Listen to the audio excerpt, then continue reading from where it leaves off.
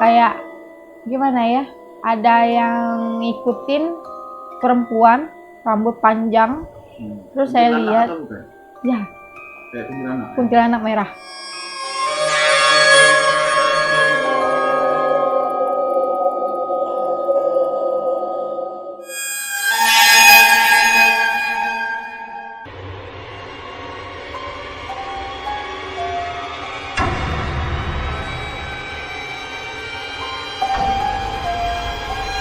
Kalau di Tanah Kayung Betuah ini, kalau soal mistik itu pasti ada. Mereka tidak mengganggu, cuman pas terganggu itu mereka kawan-kawan turun dari atas, mungkin dia ada sosok yang ikut sama Bang Yanda itu.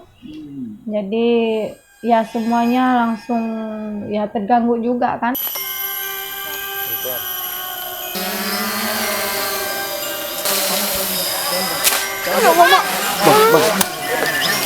Astagfirullahaladzim. Jam 6 ditelepon tapi tidak datang-datang. Kita tunggu sampai jam 9 akhirnya datang dengan membawa kabar duka. Maaf, apa ban meledak di jalan. Peristiwa yang saya alami pertama adalah meletusnya ban mobil. Itu perjalanan menuju base camp, menuju kantor LSM. Akhirnya saya dan Pak produser naik motor. Ternyata baru 100 meter berjalan motornya tiba-tiba meledak juga bannya. Ada salah satu kru dari kami, dari teman-teman tim Blangkait itu yang mengalami kerasukan. Nah, itu percaya atau nggak percaya, tapi saya sendiri melihat gitu. Kawan-kawan turun dari atas, dari gunung, saya merasakan pusing, tiba-tiba pas saya rasakan tuh di belakang saya gitu kayak berat. Terus saya merasakan tuh ada yang mau masuk, tapi masih saya kuatkan, masih saya lawan dengan iman saya, tapi tidak bisa juga. Dan saya tidak sadarkan diri.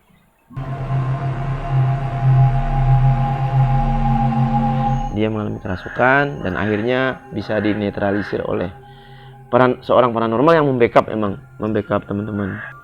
Melihat sosok perempuan. Sosok perempuan itu tuh dia tuh kayak menanyakan apa kegiatan kita di lokasi itu. Ya, karena areanya emang di situ kan hutan yang jarang dikunjungi masyarakat ya. Terus di sebelah lokasi kita syuting itu emang ada kuburan tua. Ya, kalau kita melihat Pasir Mayang sekarang adalah lokasi hutan dan juga lokasi wisata pantai Pasir Mayang ya. Tapi kalau kita kembali kepada masa dahulu di tahun 1887, kami menemukan sebuah peta bahwa Pasir Mayang itu adalah sebuah perkampungan yang sangat padat penduduk pada masa itu. Kampung itu diberi nama dalam peta itu Terbis, Terbis. Nah, mungkin karena dulu sebuah perkampungan yang ramai, kemudian sekarang menjadi menghutan ya, tempat yang sepi. Nah, sehingga ini menyimpan hal-hal misteri yang ada di dalamnya. Kita tidak menaruh curiga, tidak berpikiran kalau emang kuburan tua yang menyebabkannya, tapi mungkin karena hutannya ini loh. Karena ini hutan lebat dan lain sebagainya, gunung lagi kan. Nah, jadi kan biasanya mungkin tempat apa ya? Ada penunggu. Kalau dalam istilah orang tradisional mungkin ada penunggunya gitu di pohon-pohon. Maka dari itu wajar apabila terjadi hal-hal mistik, kemudian cerita-cerita, ada cerita seperti penampakan kuntilanak, kemudian ada orang tua tinggi besar, nenek-nenek, dan lain sebagainya. Dan ini wajar, dan alhamdulillahnya kita ada yang membackup pada saat itu. Saya lihat itu dia ngikut itu sama Bang Yanda. Bang Yanda dia ikut turun, terus kayaknya melihat Bang Yanda itu kayak dia tuh suka gitu. Terus di bawah itu karena ya saya agak lemah, ya saya itulah dia masuk.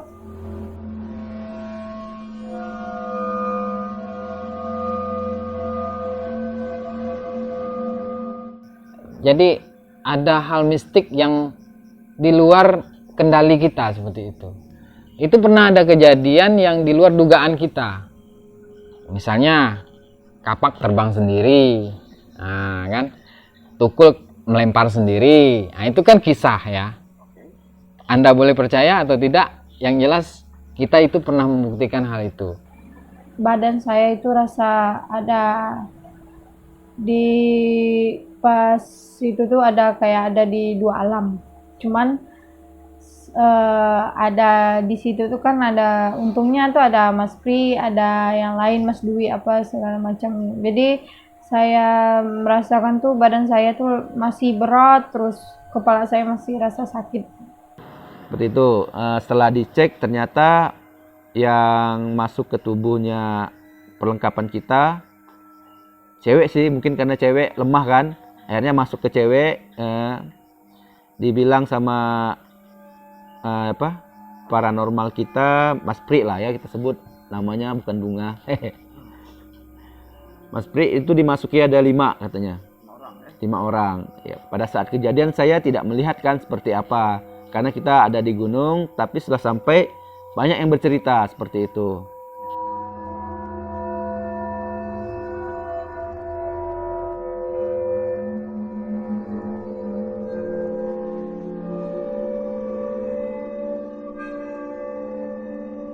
Merinding Bang ya ketika memasuki area itu, karena itu pertama kali saya datang gitu. Karena kita percaya nggak percaya, karena kita hidup di dunia ini kan tidak sendiri gitu. Ada yang penunggu di situ, penunggu di kuburan situ tuh, ada orang tua laki-laki besar, dia sangat besar, terus dia setiap kegiatan kita itu dia pasti melihat dan ada di sekeliling kawan-kawan yang ada di lokasi itu. Nah, dan hal mistik di Kayong Utara sebenarnya bukan hanya di tempat-tempat tertentu, hampir di Kayong Utara ini ada tempat-tempat hal mistik seperti itu.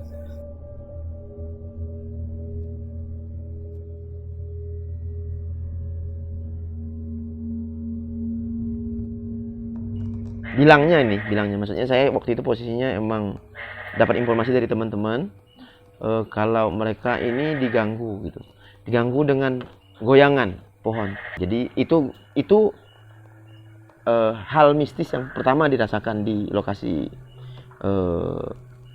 Pasir Mayang. Ada yang tidur di barak, ada yang tidur di pohon menggantung hemok, ada yang tidur di tenda. Terus perlengkapan anak muda akhirnya dia tidurnya di pohon menggantung hemok, langsung lari terek ke tenda, ngapain kan. Ternyata mereka ada digoyang, katanya diganggu. Seperti itu sih yang malam pertama saat kita tidur. Kata orang kita kampung itu ya salam perkenalan. Salam perkenalan.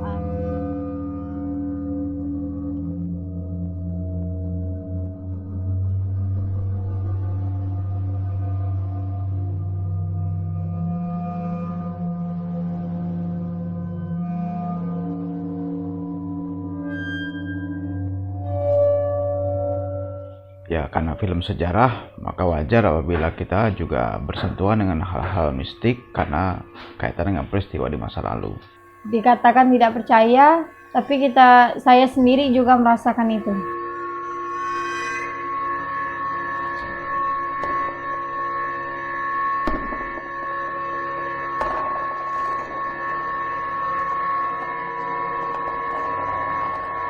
Terutama ya orang-orang pandai di sini juga masih ada ya. Walaupun ini zamannya era digital, tapi hal mistik di Kayong Utara memang tidak mudah pudar begitu saja. Mungkin ada penerusnya seperti itu. Ada satu momen di mana kita kan syuting di musim hujan nih. Setiap hari hujan. Dan yang kita takutkan adalah hujan ini akan menghambat produksi. Kalau perlengkapan yang ada itu di depan tuh, anak itu dimasuk ke dalam tikar, masuk ke dalam, heboh, masuk ke dalam, takut nanti basah, malam kita bisa tidur.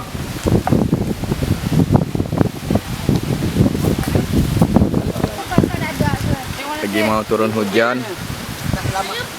angin kencang. Mereka menginformasikan kalau hari akan hujan karena mereka hari laut sudah biru, angin sudah mulai agak kencang-kencang gitu, dan mereka menginstruksikan untuk cepat karena akan hujan.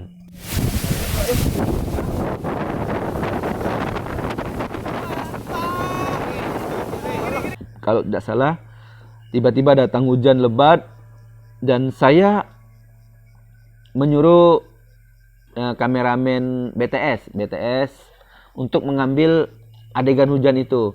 Siapa tahu bisa dijadikan inset untuk di film ini kan.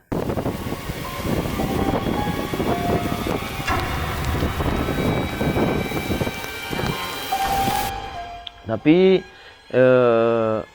ada beberapa pemain dan kru dan serta paranormal yang membackup proses produksi ini mengamankan. Saya melihat sendiri proses mereka ritualnya ya. Saya melihat ada yang menggunakan tasbih.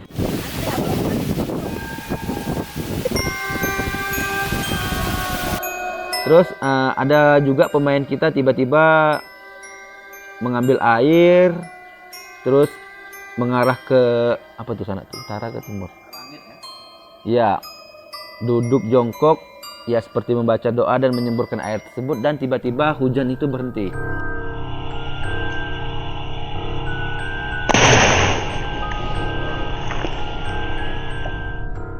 Dan dengan dia ngomong ini, insya Allah nggak bakal hujan. Ini mungkin karena atas izin Allah juga ya. Berkat doa-doa teman-teman atau ritual ini kan doa sebenarnya, ritual teman-teman ini kan doa. Jadi alhamdulillah diizinkan kita untuk melanjutkan produksi.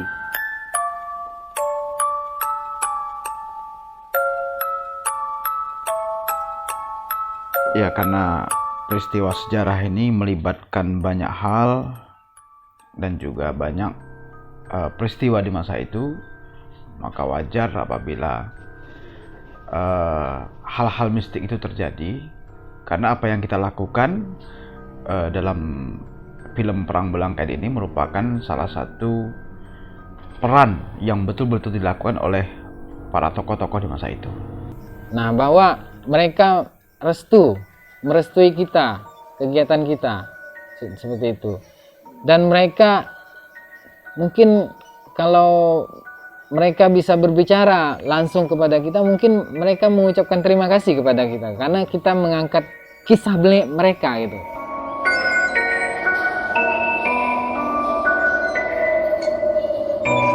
Ketika kita menyusuri Sungai Simpang dari mulai Teluk Melano hingga ke cabang Simpang Keramat, yaitu kalau kita lurus maka akan ke Sungai Lubuk Batu, dulunya disebut sebagai Sungai Sidiau, dan cabang sebelah kanan yaitu Sungai Matan, dan tepat di percabangan itulah dahulu Kerajaan Simpang berdiri.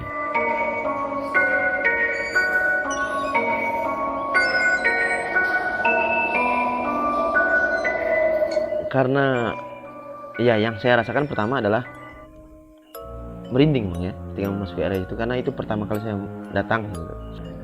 Itu mau percaya atau nggak percaya, yang jelas saya merasakan di sana itu merinding. Mungkin karena di situ ada petilasan, kuburan, terus di situ banyak pohon dan jarang dikunjungi. Dinamakan Kerajaan Simpang karena ada di persimpangan antara dua sungai, yang satu ke arah Sungai Sidiau atau Lubuk Batu sekarang, dan Sungai Matan ke arah kanannya. Dan memang suasana di situ serasa sangat lengang, sunyi dan senyap.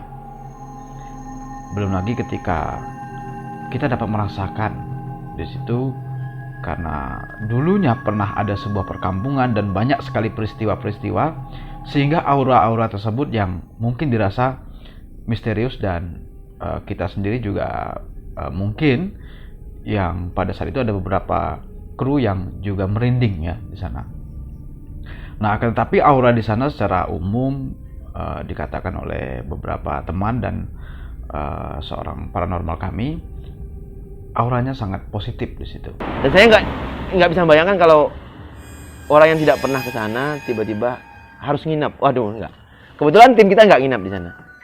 Nah, setelah itu syuting, disitulah kita baru teringat bahwa kita belum pamit. Gitu. Nah, akhirnya dipimpinlah doa di sana.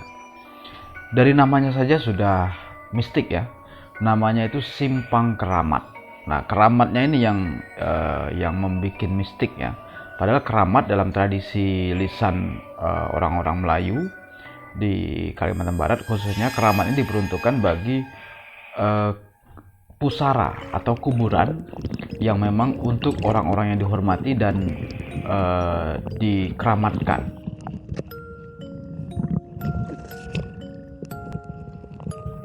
Nah, akan tetapi karena situasi dan kondisi saat ini sangat berbeda dengan era sejarah di masa itu, maka khusus untuk di Kerajaan Simpang atau yang sekarang disebut sebagai lokasi petilasan, lokasi makam dari Yang Mulia Raja Gusti Panji yang disebut sebagai Simpang Keramat, ini memang diliputi oleh hal-hal yang serasa mistik ya, walaupun tidak mistik tapi serasa mistik karena lokasi yang menghutan, semak belukar, rimbun.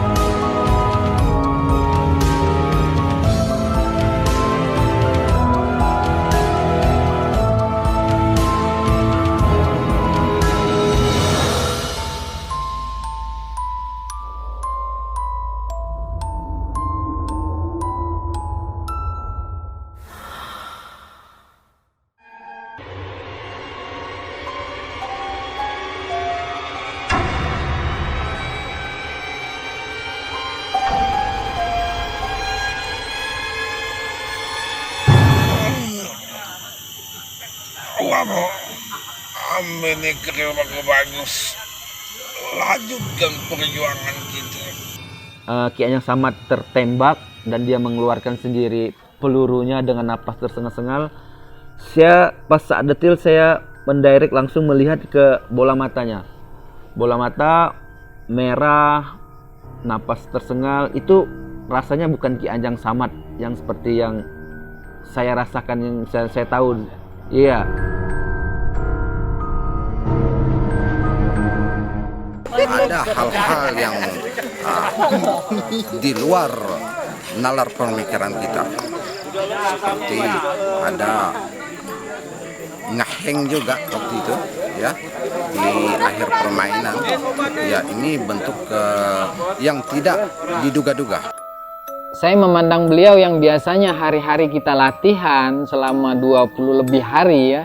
Nah, kita paham melakukan tatap muka dengan Ki Anyang Samad Bujang Mas ya.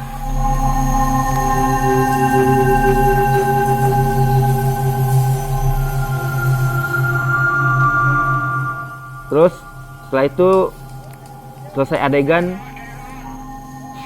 Ki Anyang Samadnya, Bujang Masnya bilang ke saya kok tadi sepertinya seperti tidur. Setelah dibangunkan saya kaget terbangun. Ternyata saya kosong tidur, dibilang. Gusti Bujang Mas itu beda pada saat syuting. Pada saat syuting itu auranya timbul. Setelah itu selesai, saya berjalan dengan Ki Anyang Samad dan berjalan juga dengan paranormalnya. Ternyata menurut paranormalnya dia didatangi gitu sama sahabatnya, itu Ki Anyang Samadnya yang melihat langsung di situ. Dengan melihat adegan tersebut dia datang seperti itu.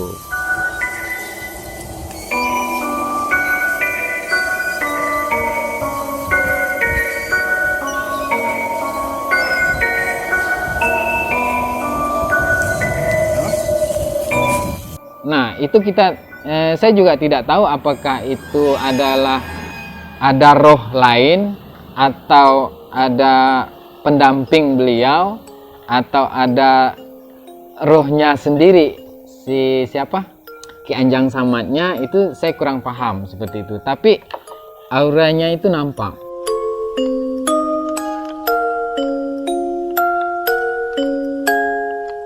Setelah itu saya bertanya nih dengan paranormal, kenapa dia datang? Paranormal berkata gini, dia merestui apa yang kita buat, dia ingin melihat kejadian seperti itu. Dia mensupport, dia tidak tersenyum dan tidak marah. Kayak yang Samad yang hadir itu. Dan di situ disaksikan beberapa banyak, bukan hanya beliau, tapi banyak orang yang tidak terlihat oleh mata yang pengen melihat apa yang kita lakukan pada saat itu gitu. Dan mereka auranya positif semua, tidak mengganggu seperti itu.